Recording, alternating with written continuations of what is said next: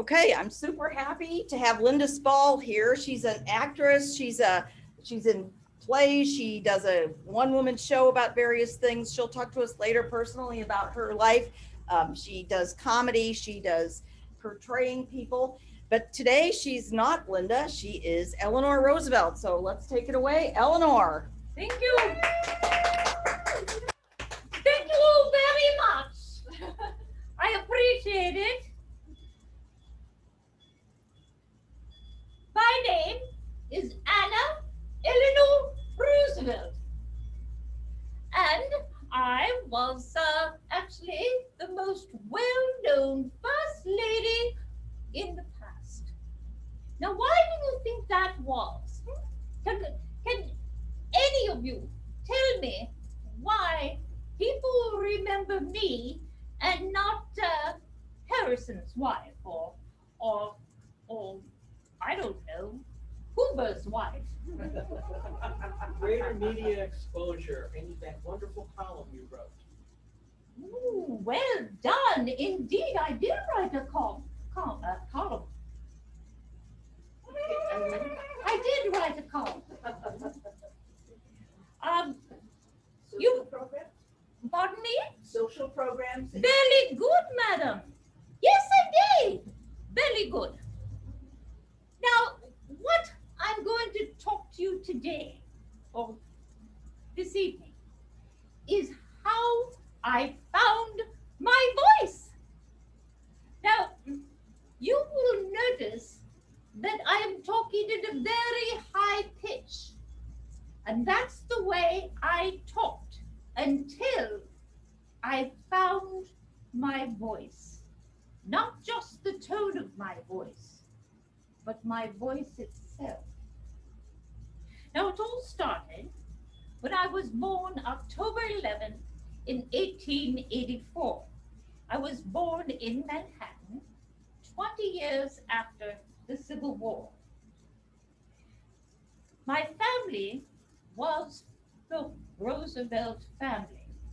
Now, they first came to Manhattan way before it was Manhattan.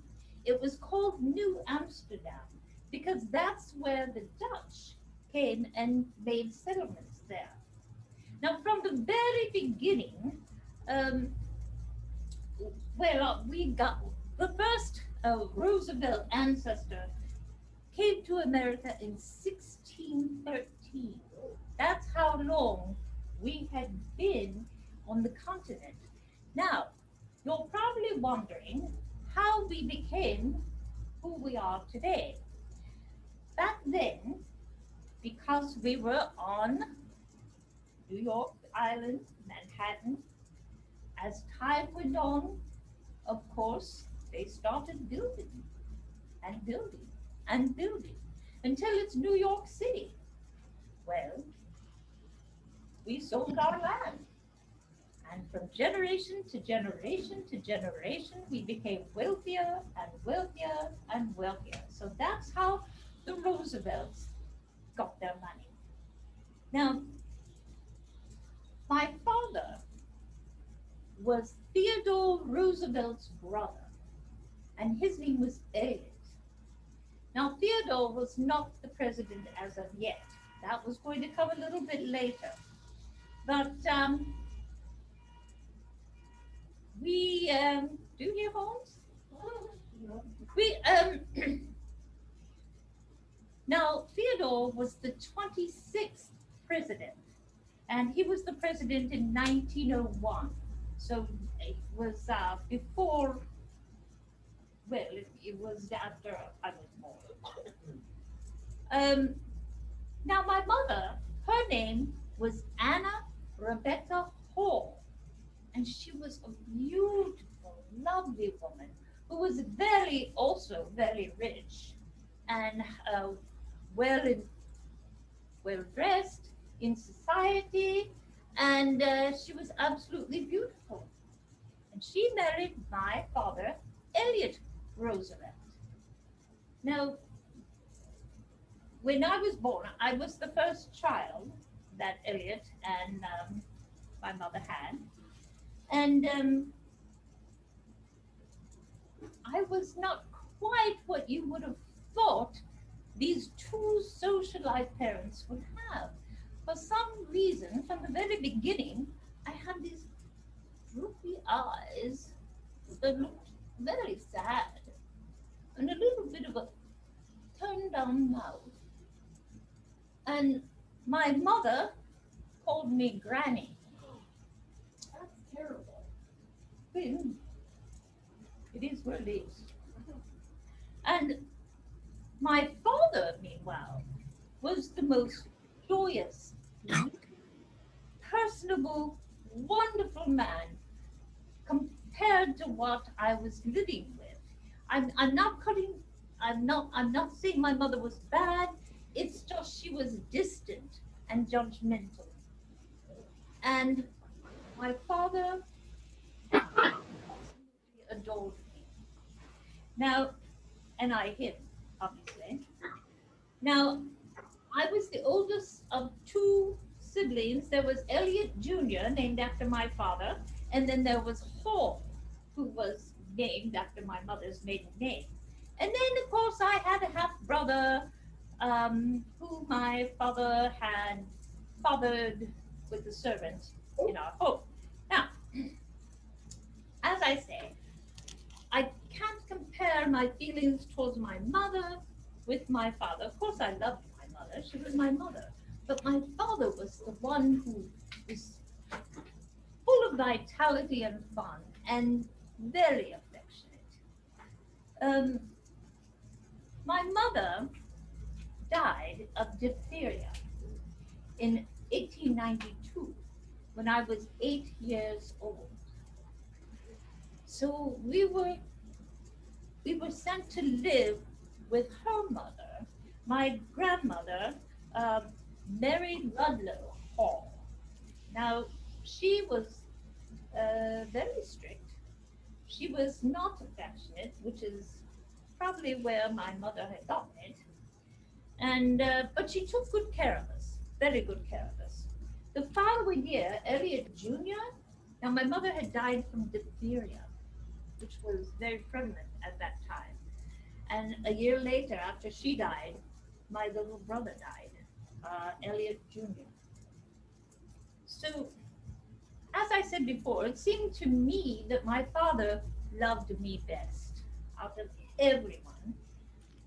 But I didn't know till much later that he was a raging alcoholic, had a terrible drinking problem, and he was institutionalized off and on. So, when I was not yet 10, he jumped out of a window, had a seizure, and died. Now, before he died, just so you know, I promised to him that I would take care of my brother Hall. He was the one that was left. And I did. I made sure that he got schooling. He had a master's degree in engineering, and he got that from Harvard. But the problem was, he too had an alcoholic. So that means by the time I was 10 years old, I had lost 3 family members. I suffered from depression, and I really was referred to at times as the ugly duckling. I could not get happy until my grandmother sent me away to England to go to an all-girls school. It was called Allenswood Academy, and it was a private finishing school for girls. So off I went at the age of 15. Now, those of you who know that all it can take is one good teacher, and it can change your life. I was lucky enough to have the teacher. Her name was Marie Service, and she took me under her wing. Now, this school, I don't know if my grandmother knew this or not, but it was cultivating independent thinking in women. All right? Ooh. Yes, Marie Solis was a feminist, and she taught us social responsibility. She taught us that women were had the power to help mankind and make a difference. She taught us to be strong, independent, and knowledgeable. She told us we had a duty to the world. Now, I learned French. That was a great accomplishment for me, and I loved it. And I decided I wanted to be a teacher like her. I was never happier, I don't think, in my whole life than I was at that school. However, at the age of 17, when you are part of New York society, my grandmother summoned me to New York to make my social debut at the Waldorf Astoria. I was devastated. It was the end of my formal education. I would never be able to go schooling again or learn, and I just admired the teacher so much who took a personal interest in me. For once, a personal interest in me, and it was gone. However, I went to the coming out thing, and amidst all these beautiful social lives, I felt like a wallflower, of course. Anyway, once in New York, I became actively involved in social reform. I didn't stop. I was a volunteer teacher for impoverished and poor, for poor, poor immigrant children. And most of them, a lot of them were Jewish or from Eastern Europe and not accepted very well in the United States. I also worked for the National Consumers League, which ended unsafe working conditions and labor practices for factories and businesses. Then came the summer of 1902. That is when Franklin and I met. Now, we had met at family gatherings, things like that, but this was just he and I on a train. We just happened to be on the train together. And oh my goodness, you know how they say opposites attract?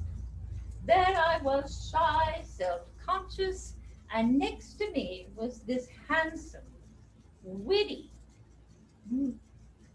incredibly intelligent young man. And we got along wonderfully.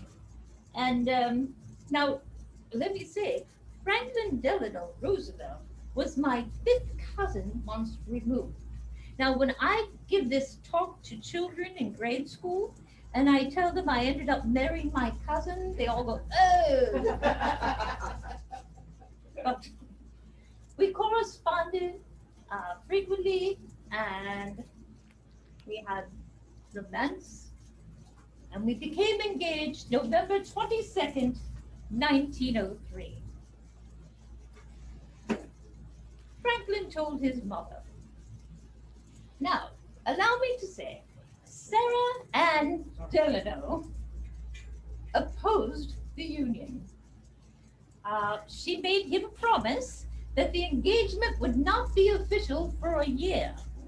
Mm-hmm. She even took Franklin on a Caribbean cruise in 1904, hoping that he would forget about me. He didn't. Franklin was determined. Now, we decided that we were going to get married. Now, Franklin, let me tell you about his relationship with his mother. He was an only child, right? She had all the purse strings. She paid for his schooling. She paid for everything. In fact, well, I'll get to this later, but she was the matriarch, and Franklin, if she said hop, Franklin did, except when it came to me, which made it even more special. Now, we decided we were going to get married, and by then, my uncle was president of the United States. And he was chosen to give me away, which was wonderful. Well, first of all, we had to schedule the wedding around his schedule. So the only day we could come up with was St. Patrick's Day on, on March 17th. And I have to say, I looked beautiful, for me anyway. And it was wonderful, except who got all the attention? That would have been the president. Yes. But, just as well, I suppose, I don't know. But as a wedding present, my dear mother-in-law, Sarah, commissioned the building of 2 houses in New York. And the condition for her buying this is that she would move in next door. So the house had connecting doors between. She had total free access to our drawing room and to the children's bedrooms. Now, I just want you to know that Franklin had never had a home of his own that was separate from his mother until he moved into the White House. There you go. Now, I have to be fair. Now, as you know, I lost my mother. I knew nothing about motherhood, having children. I knew nothing about parenting. And Sarah would help me. She gave me free advice on how to raise my children. And she gave me advice on my marriage to Franklin. Franklin and I had 6, count them, 6 children. And I have to say they were more my mother-in-law's children than mine. But partly, keep in mind, partly that was my fault. Because I had other things to do. I didn't know what I was doing, and I had obligations. But it was a very tenuous relationship with Sarah. At first, I welcomed her help, and then not so much.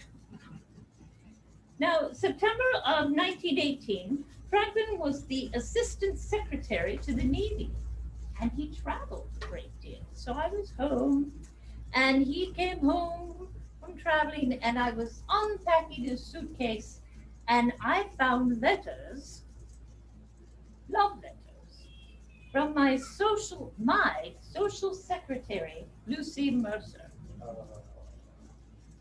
I wanted a divorce. He wanted a divorce. We both. His mother came to my rescue. She came to my side, and she threatened Franklin that she would disinherit him if he divorced me.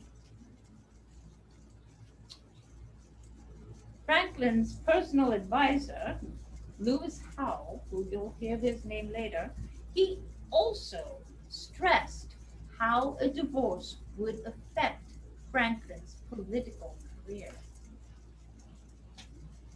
So, my marriage actually became an understanding,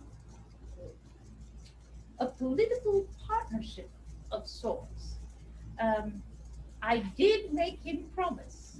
I told him I would stay, but I did make him promise to never, ever see Lucy Mercer again.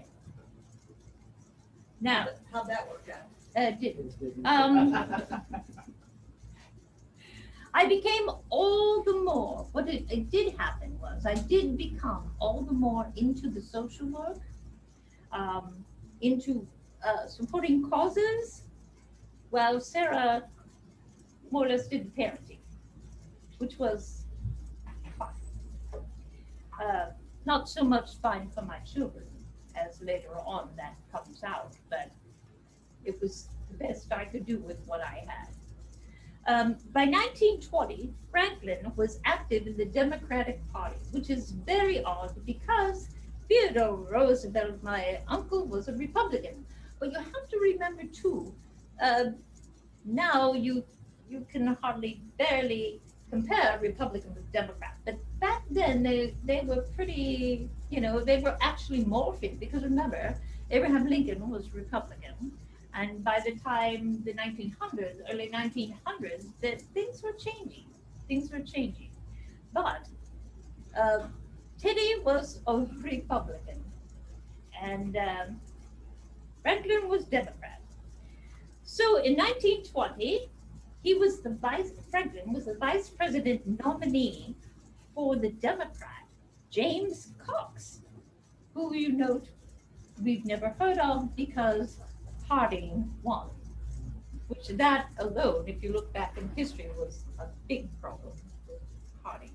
But the thing of it is, remember when I said I had to find my voice? My husband was running for political office, and I had to learn how to talk. I had to learn to take it down from here to down here. And Lewis Howe is the one who taught me. It was he was the political advisor to Franklin, and he spent hours and hours teaching me how to project from the back of the train or into a room or into a small room. So Lewis Howe taught me how to speak less shrilly and with confidence. So you can thank him posthumously. In August of 1921, we were at Campobello Island. It was an escape because it was quite off of the shore of Maine, and it was in Brunswick, but it was isolated, and that was on purpose because Roosevelt had to have privacy, our family. So Franklin was swimming with the children, and he was tired, and he had a couple of drinks. He always had a couple of drinks before he went to bed. And in the morning, he couldn't move his legs. Suddenly like that. And we were so far away, we didn't know what to do. We called the doctor. He said it would be hours before he would get there. We couldn't understand what could have possibly have happened. And the children were all right. It wasn't something that was in the water, we didn't think, because the children were all right. So what I did was I comforted him, and I rubbed his legs, hoping to get circulation. I thought it was just a circulation problem. Well, we contacted Sarah, and finally Sarah and the doctor came. And later I was told that I made it worse by rubbing his legs. But the doctor later said that didn't happen. It wasn't like that. But at the time, I was criticized for helping him the best way I knew how. By the mother-in-law, I'm guessing. No, actually, the mother-in-law didn't criticize. Yeah, I think it was just the doctor made a public announcement that I shouldn't have, it was, and back then I'd get my feelings hurt. Now, bring it on,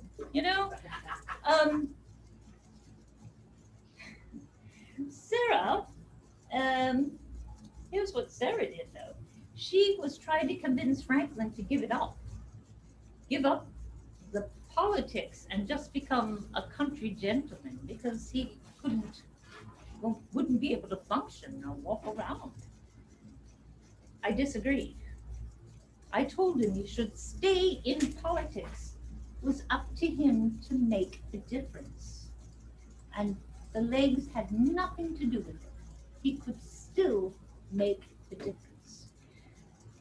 Well, I won. And with that win, I found strength. and a bit of freedom.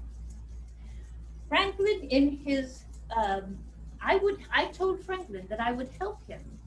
I would help him. I let me put it this way: our relationship morphed into a better relationship um, because I broke up with Sarah. I finally stood up for myself, and that changed the whole dynamics.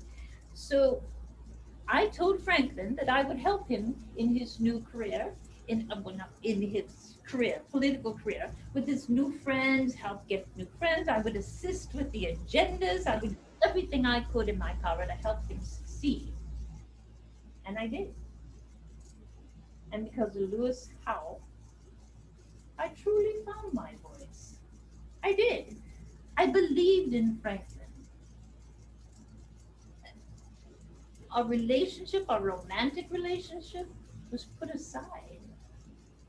But his sincerity to be the best that he could be, no matter what the obstacles, and that included our marriage, was an agreement. Eventually, through all this, I was given my own cottage in Val Hill. Woohoo! And sorry. I was given my own cottage in Val Hill.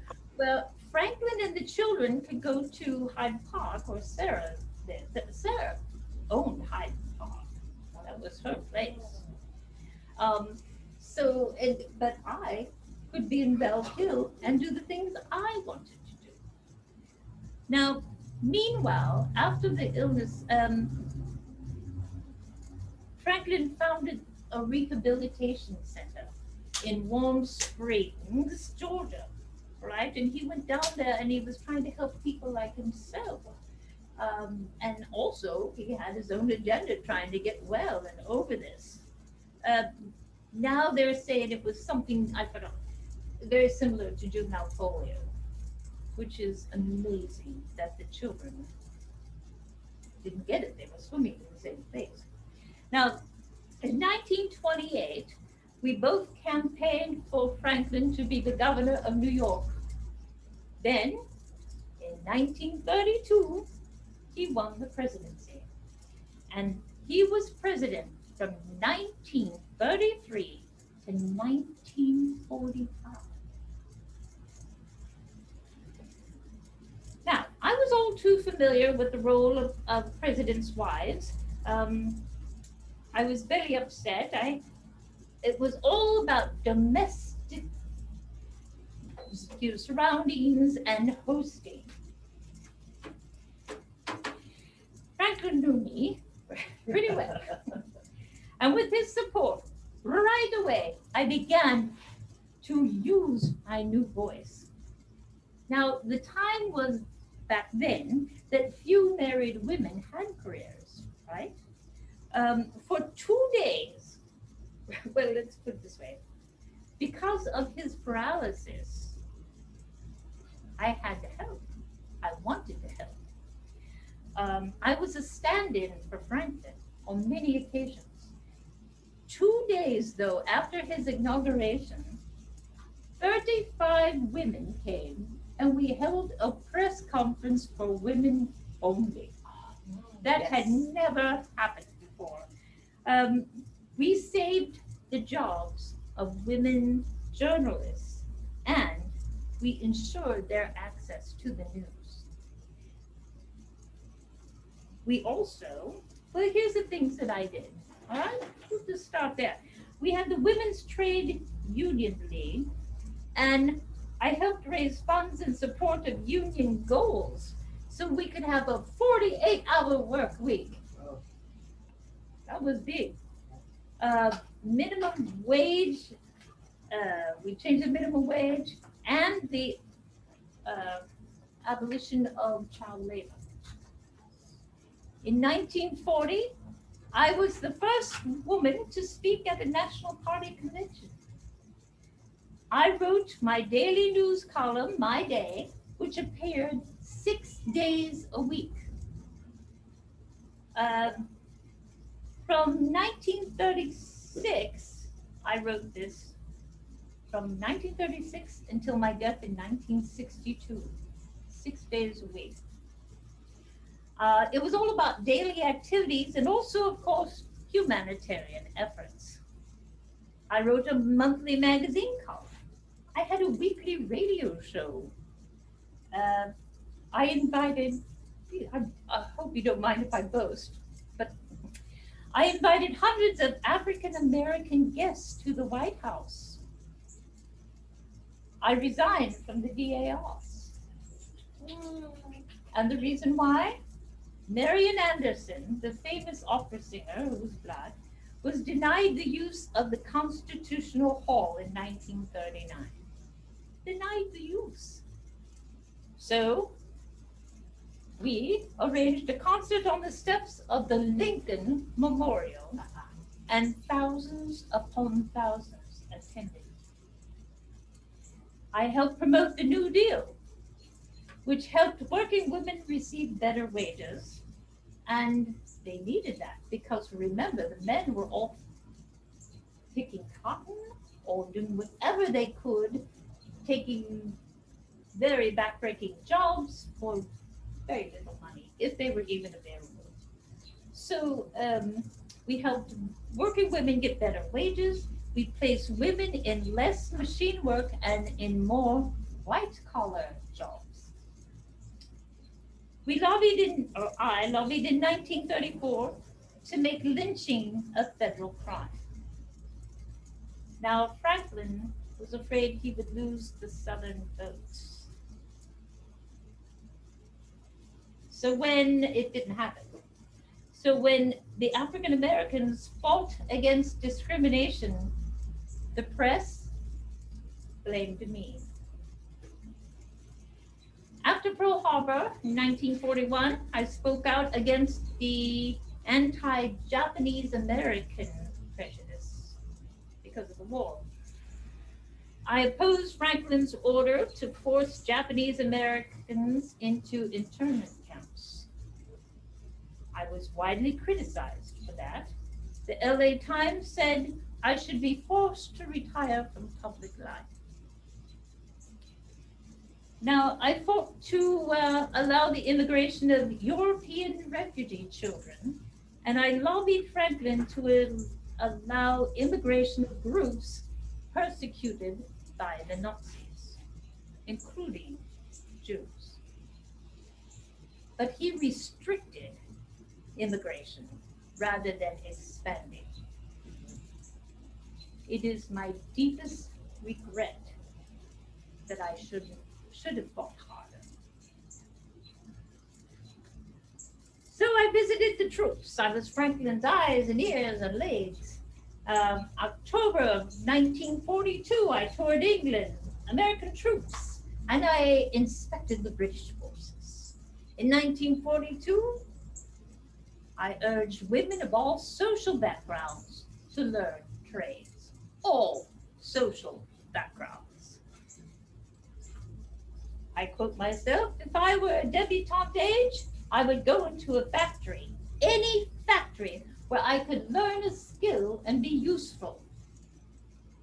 In August of 1943, I visited the American troops in the South Pacific to promote morale. Admiral Halsey said, I alone accomplished more good than any other person or any groups of civilians who had passed through the area. As for me, I was badly shaken and deeply depressed by seeing what the war had done. I supported increased roles for women and African Americans in the war effort. I visited personally the Tuskegee Air Corps Flying School in Alabama, and I actually flew with African American Chief Civilian Instructor C. Alfred Anderson. Do you know how much criticism I got from that? Prejudice was totally alive during this time. I was at an army base, and there was a colored, is what we called them then, soldier, who was eating an ice cream. And I said, oh, that looks good. And he says, yeah. And so I took a bite of his ice cream cone.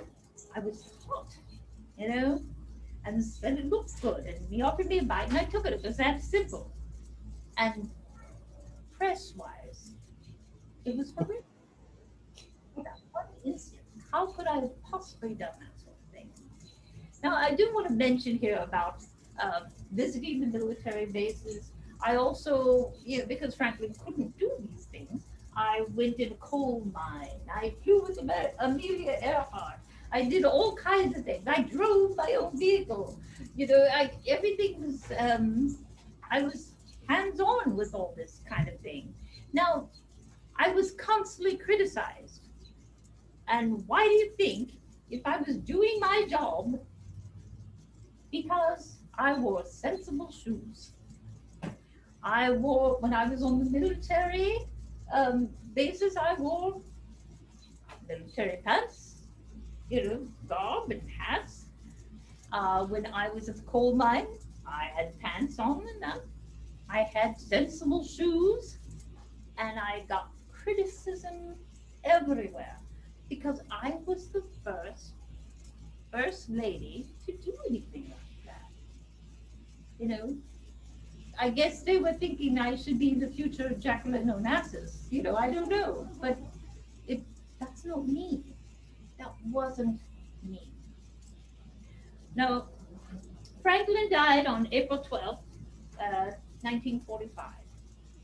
He suffered a cerebral hemorrhage in Warm Springs. I later learned from my daughter Anna, who was with him, that Lucy Mercer Rutherford, who was married at that time, had been with him when he died. My daughter Anna knew this, and she had been aware of this relationship all the way through. It caused great problems between Anna and I for a while, but we reconciled. There was a painting that was on the wall of Franklin's room that was painted by a friend of Lucy's, and it was a beautiful painting of Franklin. And after his death, I sent it to Lucy, saying that she might want it, and received a very gracious note from her later. So, in the 1930s, the KKK had a reward out for my murder. Whoa. Well, you can't please everyone. J. Edgar Hoover disliked me, and he had a big giant file on me. When I left the White House, though, after Franklin died, I told the media that the story was over. I was 61 years old. Oh, God. Can you imagine? I know. The story's not over. Well, it wasn't over. In December of 1945, President Truman nominated me, he appointed me as a delegate to the United Nations General Assembly, because they were just starting the United Nations. Some felt that it was a token position, because I was a former First Lady of FDR. Some said that I was an emotional, rattle-brained woman. But when the French diplomat made a long speech and the poor interpreter girl fled the room crying in tears, I stepped in and I did a synopsis of his whole speech, much to great applause. So I was appointed to the core meeting of the Human Rights Commission, and we were to prepare a plan and have, permanently set it up. Now you would think that making a universal declaration of human rights would have been simple, but it was painstaking. Working had to be perfect. It had to be perfect so it wouldn't conflict with the social norms and different civilizations of the world, and the different religions, and the different politics of the world. A simple phrase such as, all men are created equal, had to include women. We had to change it to include women, but some countries would never agree to that. How about the right to work? You have the right to work. What did that mean? Countries would have to guarantee jobs for everybody? You know, just the language itself could get us in so much trouble. Did it mean you had to get paid to work? Was slavery allowed since that gave citizens the right to work? What about compensation? And what, does that include women? That they have a right to work?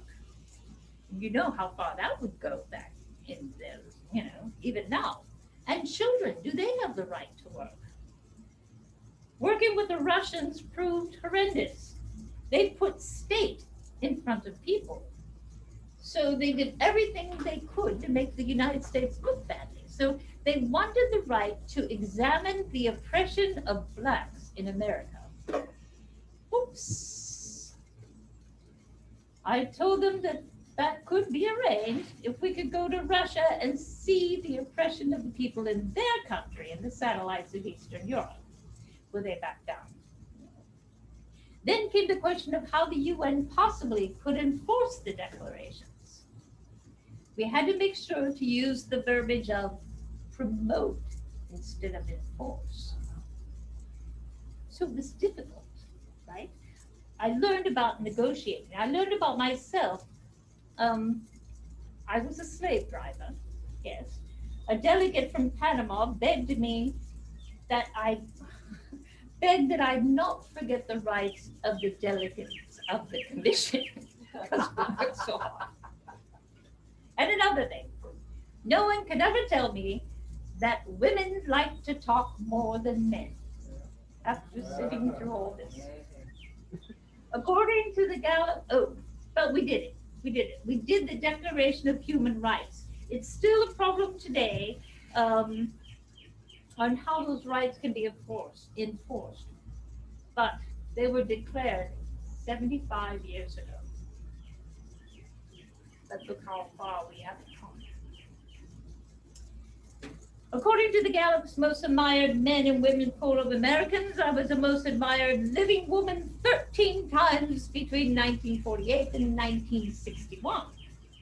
In April of 60, I was diagnosed with aplastic anemia soon after I was hit by a car in New York City.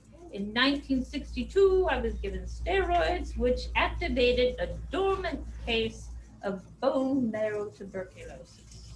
Oh. I died of cardiac failure November 7th, 1962 at the age of 78.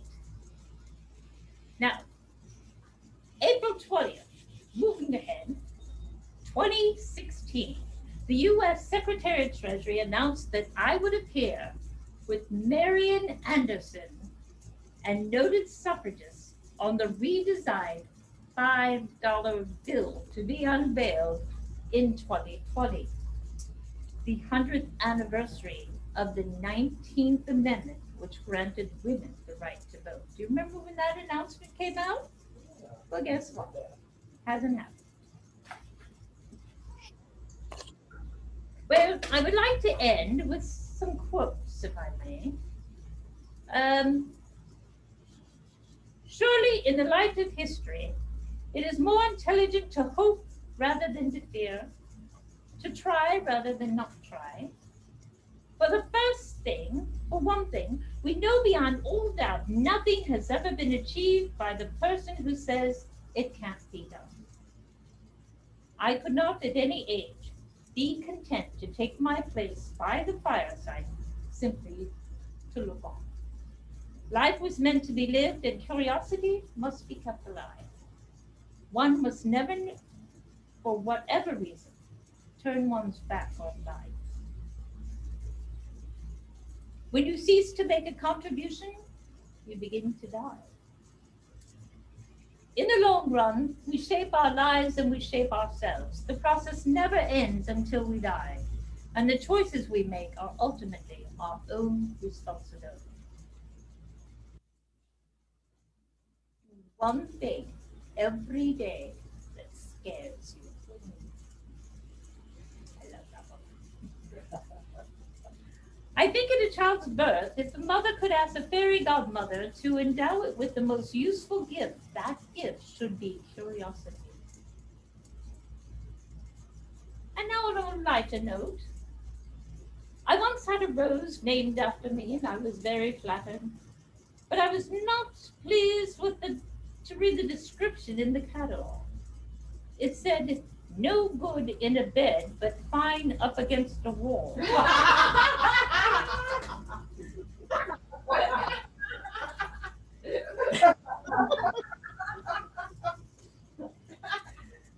A woman is like a tea bag. You never know how strong she is until she gets into hot water. Amen. Amen. Do what you feel in your heart to be right, or you'll be criticized anyway. You'll be damned if you do and damned if you don't. Any questions?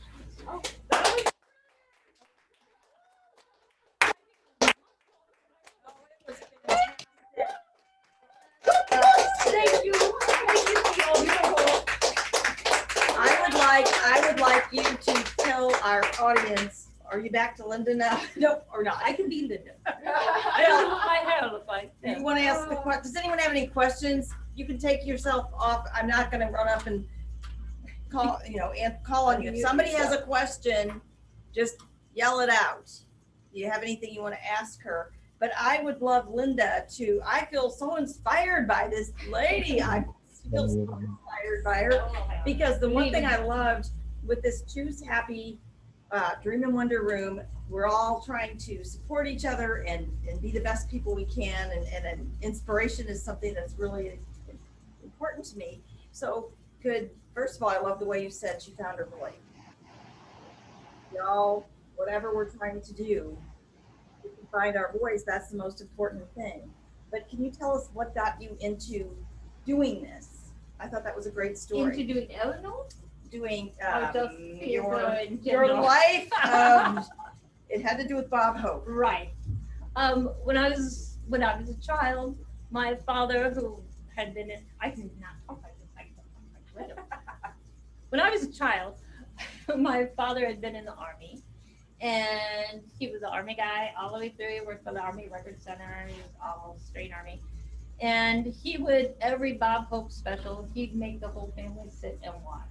And he would say, you have to look at the soldiers' reactions to this and how much they depended on this to be able to laugh in the circumstances. There would be bombs going off behind them, and Bob Hope would continue.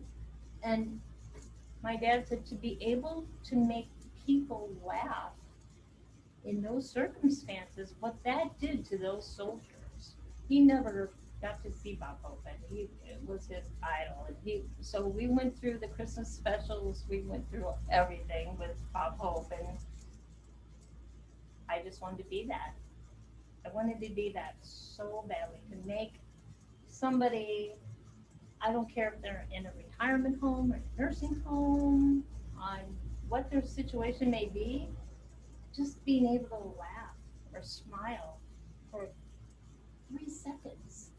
It's got to make a difference to your body, and it's got to help. And that's what happened. I was lucky enough to fall into that.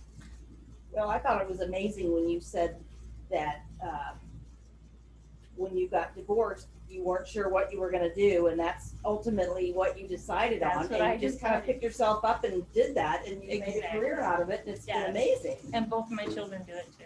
And it's like, wow, cool. Yeah. They're Really. But anyway, thank you so much for letting me be. Does anybody here have a question or anything you want to ask? Sally, it's Larry. Can you hear me? Yeah, I hear you. Hi, Linda. I just wanted to thank you for such a wonderful program, and thank you for what you do for history. It was terrific. Well, thank you so much. Yes, absolutely. Thank you. It's after a year and a half of not doing anything. I am so grateful for this opportunity. Thank you so much. But keep doing it. It is wonderful. Thank you. Yeah. Much. Coming from a person who also does things like Yeah. that. Anybody else?